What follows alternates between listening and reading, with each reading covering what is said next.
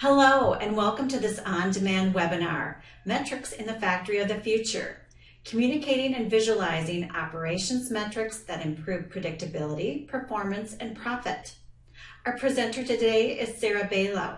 Sarah is a senior consultant and product manager for Syncrono Manufacturing Software. Welcome, Sarah. Hi, Pam. Thanks for having me. And thank you to everyone joining us today. The goal of our session is to provide you practical guidance and metrics that you can go and immediately start measuring in your organization. The two metrics we'll discuss can be used in any manufacturing environment in any industry and help you become a factory of the future. Additionally, you'll see these metrics can be easily built using a visual factory information system so that the data can be shown across a shop floor and even an enterprise. So let's get started.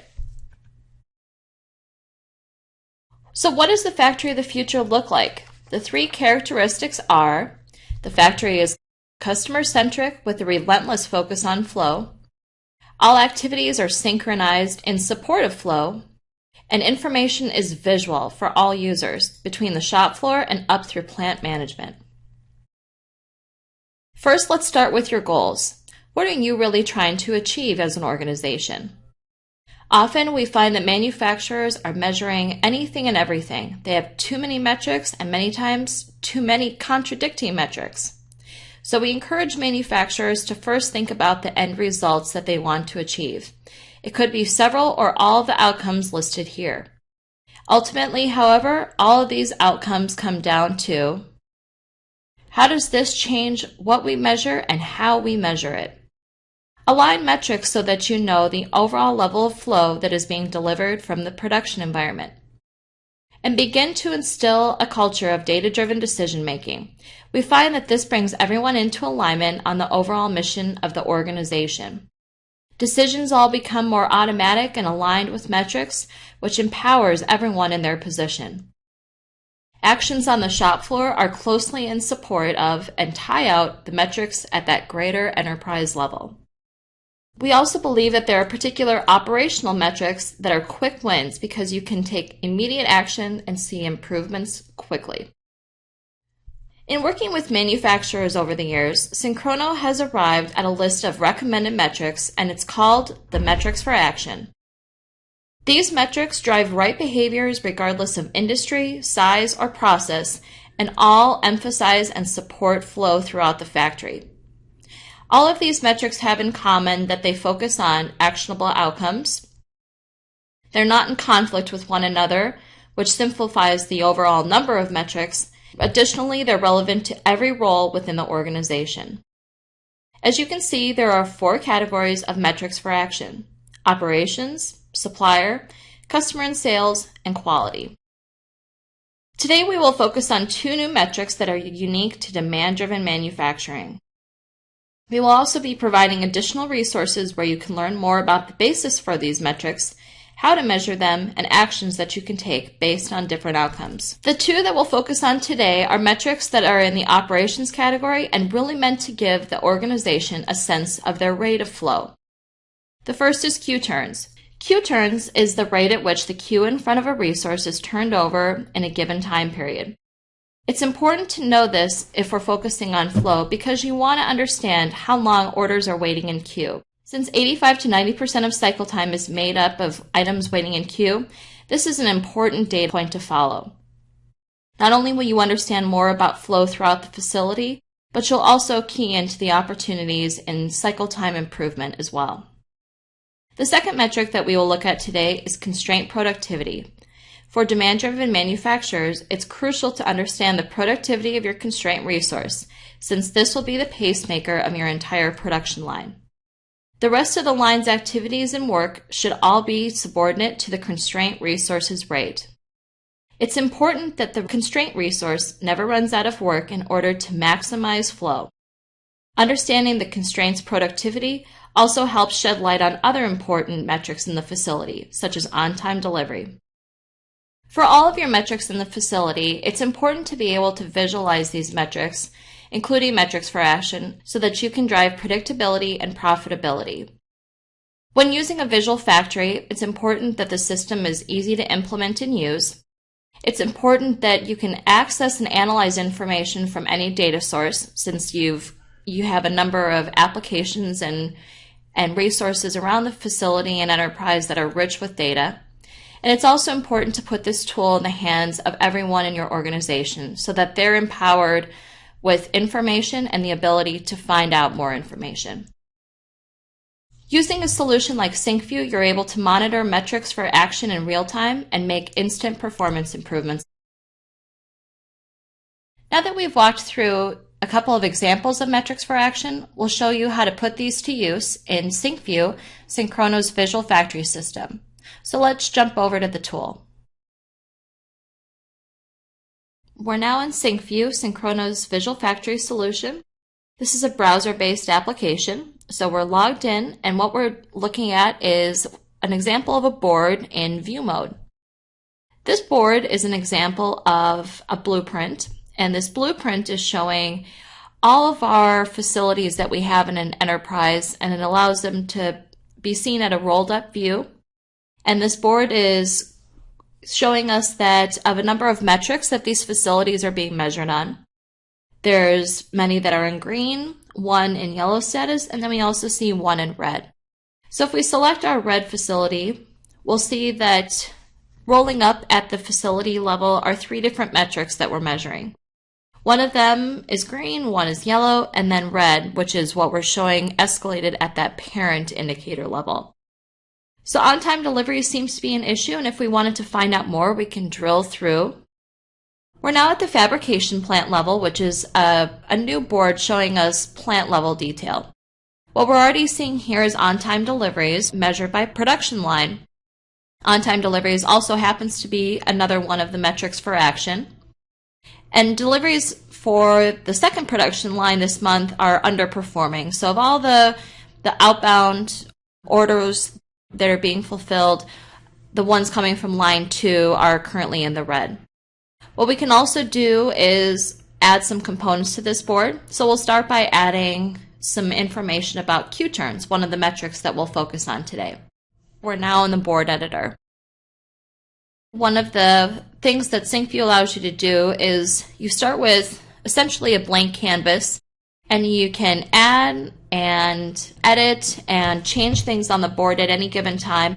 And in that way, it really helps support that continuous improvement and evolving of your metrics that you have within any board and throughout the facility.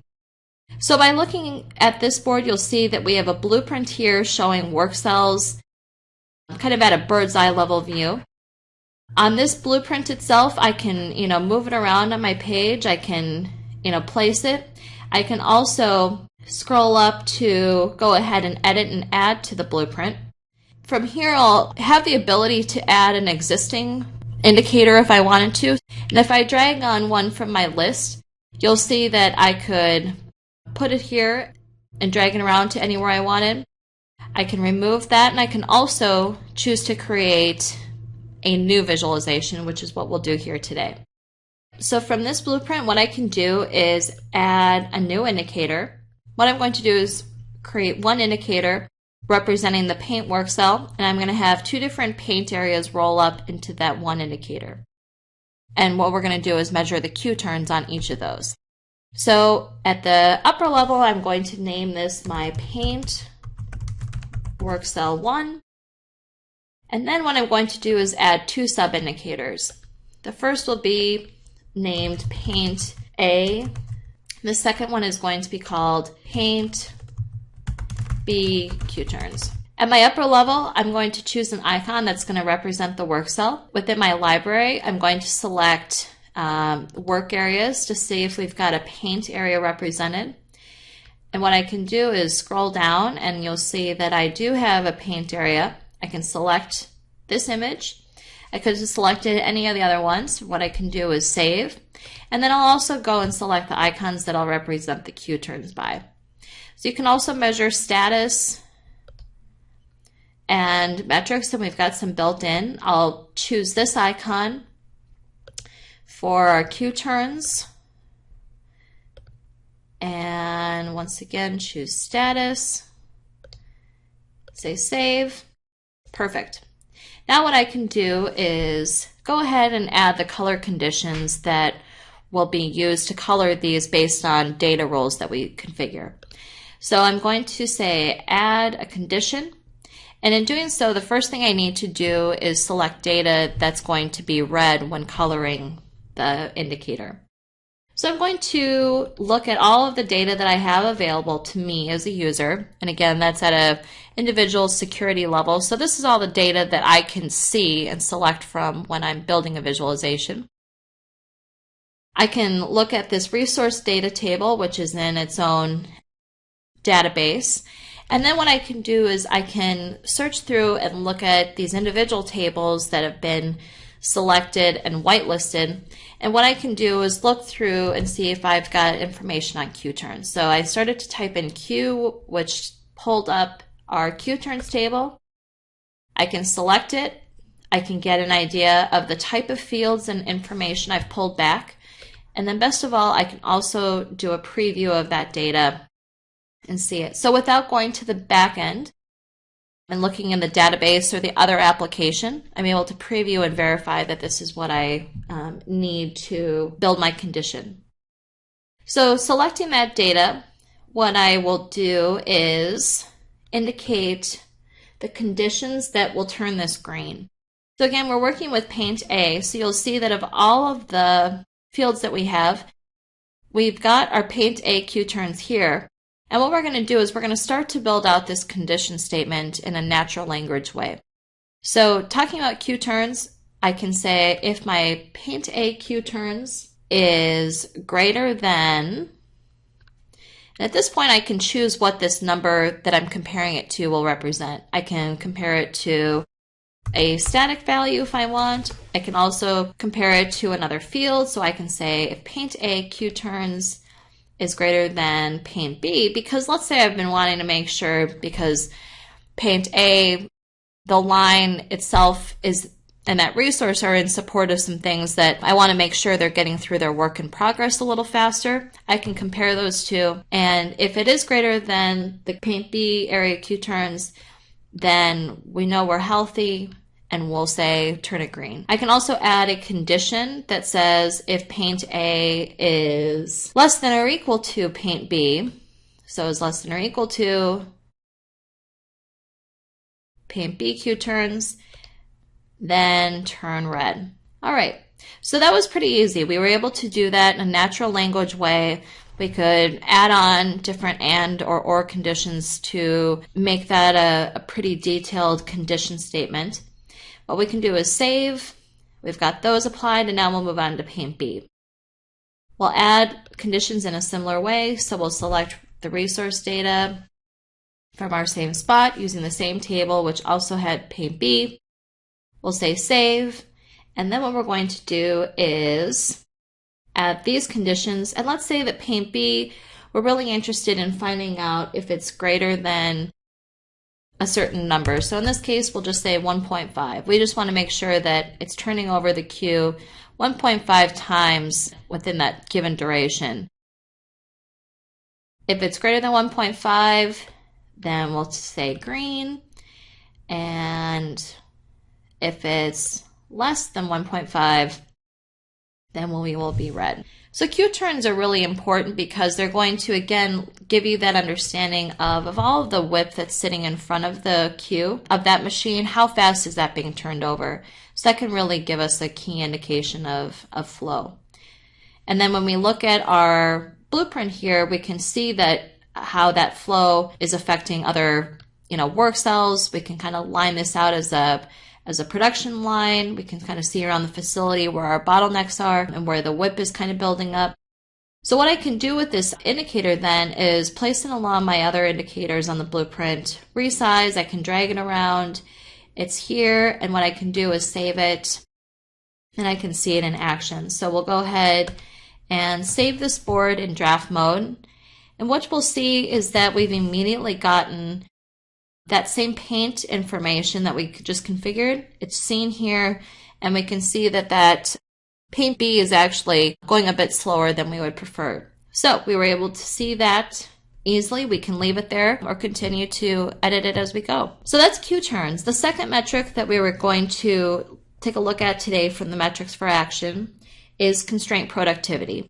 So what I can do in the same way is I can go to my board editor, and we've got this space here in the board over here to the left that we could put a chart. So of all the visualizations in SyncView, you've got options for tables, pie charts, graphs. So in this case, we'll go ahead and add a graph. And what I can do is I'll come back and, select my final settings, but the first thing I'm after is the data that I'm going to be displaying. So what we'll do is we'll look for some constraint productivity data. Now search through here so we can find that table that we need. And what we're going to look at is a daily output of the percentage of productivity for that given constraint resource. What I can also do is take that data and I can go ahead and group or aggregate it to find out different statistics about it. So what I can do is say we're going to group by our date, but instead of daily buckets, I would really like to see it in weekly buckets. So I've selected weeks starting on Mondays, and in this case too, I want to say, give me the average per week and see how we did. So I've done my data aggregation. I can go ahead and now see that data all aggregated together. And what I can do is then save it and then go build my graph with it. So I can say average productivity, and then I'm going to also now select my axes and the data that's going on each. So I can say date on the x-axis, our average productivity on the y. I can save this. I can change the color of our series if we prefer. And then I can also go give ourselves a graph name, which in this case would be constraint productivity by weeks. We'll see that as a form of a line or a bar graph. We'll choose line in this case. And we can say beginning the week of this date. Date is on our x-axis. Productivity is on our y. And then since we're working with a percentage, we can say percentage as our format. All right, so now we're ready to save this and see it in action. And if we want to also, we can go ahead and add a border to this. So we're going to show its title and give it a spot on the board, and we can immediately go save and see this in action. So again, when it comes to metrics for action and being demand driven, you'll see that from our graph, the constraint productivity in this case, this is a great sign. We're rising, which means our constraint resource is able to get more work processed as we've continued on throughout the year. So this is a good trend. So our metrics for action is really telling us that we're doing all the right things we need to on our constraint resource. So today we were able to introduce to you the new Metrics for Action, which is a framework meant for manufacturers looking to improve operations and give them practical guidance on how to implement those metrics. We focused on two key new metrics for demand-driven manufacturers, Q-turns and constraint productivity. We were able to see these two new metrics in SyncView, a visual factory information system where you can visualize data from across your enterprise. Thank you for joining us today, and back to you, Pam. Great, thanks, Sarah. Thank you for tuning into this webinar. Please visit synchrono.com/resources for more information on the demand-driven manufacturing metrics that drive action. There you'll find a white paper that describes how these metrics came about, as well as a guide that includes all the metrics for action, their definitions, their measurements, and suggested ways that you can improve on those metrics. If you're interested in learning more about SyncView, we offer a full live webinar that you can register for on our website, as well as a short overview video. Thanks for joining us today, and thank you, Sarah, for the presentation.